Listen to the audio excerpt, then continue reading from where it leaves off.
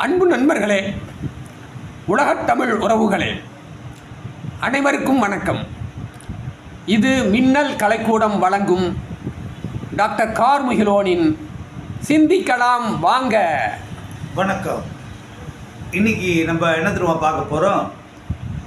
பொறுமையாக இருக்கணும், பதட்டப்படவே கூடாது.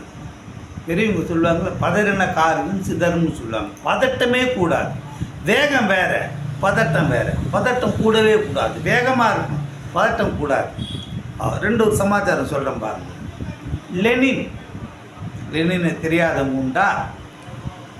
லெனினை மட்டம் தட்டினே அவரோட நண்பர் கேட்டார். அவர் கேள்வி, மிஸ்டர் லெனின், நீங்கள் நாற்காலியில் உட்காந்துருக்கும்போது உங்களோட பாதம் தரையில் படலைன்னு என்றைக்கா நீங்கள் வருத்தப்பட்டிருக்கீங்களா? நான் அவருக்குள்ள இல்லை, வருத்தப்பட்டிருக்கீங்களா அப்படின்னு கேட்டார். அவர் சொன்னார், இல்லவே இல்லை. அத்தோட நிறுத்தலை.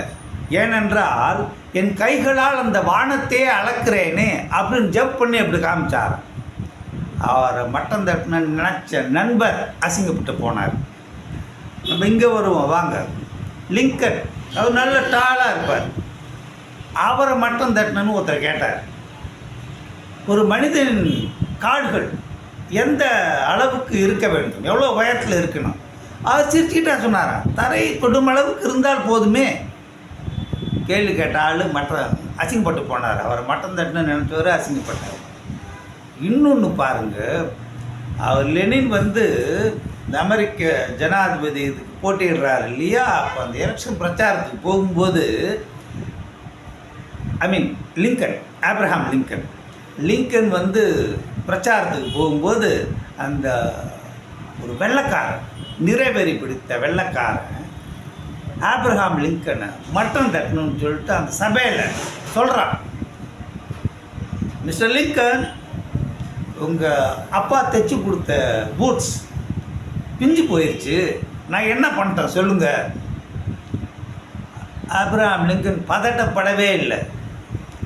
உடனே சொன்னாரா, if you have it readily with you give me, I will set it right. உங்கள்கிட்ட இருந்தால் கொண்டாங்க, நான் சரி பண்ணி தரேன். எங்கள் அப்பா செருப்பை எப்படி தைக்கணும், எப்படி சரி பண்ணணும் எல்லாம் எனக்கு கற்றுக் கொடுத்துருக்காரு. இருந்தால் கொண்டாங்க, நான் செட்ரைட் பண்ணிடுறேன் அப்படின்னு சொன்னாரா.